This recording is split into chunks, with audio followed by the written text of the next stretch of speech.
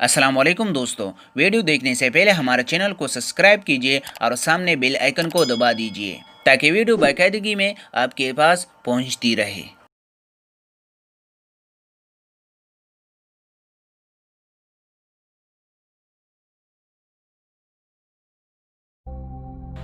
ایک ہلکی داڑھی والا شخص حضرت عمر بن خطاب رضی اللہ عنہ اور حضرت علی رضی اللہ عنہ کے پاس بیٹھا تھا۔ اس کی آنکھیں اندر کو دھنسی ہوئی تھی اور زبان ذکر و تسبیح میں مشغول تھی۔ حضرت عمر رضی اللہ عنہ نے اس سے پوچھا کہ آپ نے صبح کس حال میں کی؟ اس آدمی نے عجیب انداز سے جواب دیا کہ میں نے اس حال میں صبح کی کہ فتنے کو پسند کرتا ہوں اور حق بات سے کراہت کرتا ہوں اور بغیر وضو کے نماز پڑھتا ہوں، اور میرے لیے زمین پر وہ چیز ہے جو آسمان پر اللہ کے لیے نہیں ہے۔ یہ سن کر حضرت عمر رضی اللہ عنہ طیش میں آ گئے اور اللہ کی دین کی خاطر انتقام لینے پر آمادہ ہو گئے اور اس آدمی کو پکڑ کر سخت سزائیں دینے لگے۔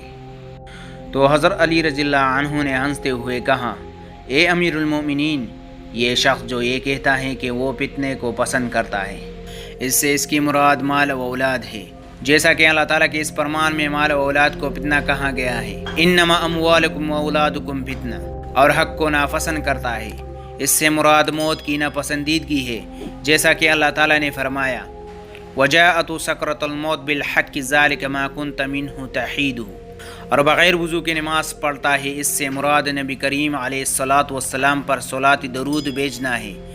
ظاہر ہے کہ اس صلاۃ کے لیے وضو ضروری نہیں ہے، اور اس نے جو یہ کہا کہ اس کے لیے زمین پر وہ چیز ہے جو آسمان پر اللہ کے لیے نہیں ہے، اس سے اس کی مراد بیوی بچے ہے۔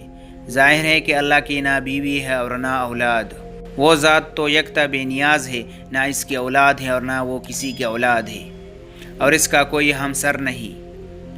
حضرت عمر بن خطاب رضی اللہ عنہ کا چہرہ خوشی سے دمک اٹھا اور ہونٹوں پر مسکراہٹ پھیل گئی، اور خوشی سے جھومتے ہوئے فرمایا، وہ جگہ بری ہے جہاں ابو الحسن رضی اللہ عنہ ہو، یعنی علی بن ابی طالب کرم اللہ وجہہ۔ تو دوستو، اگر آپ کو یہ واقعہ اچھا لگا تو مزید واقعات کے لیے ہمارا چینل کو ضرور سبسکرائب کیجیے۔ جزاک اللہ۔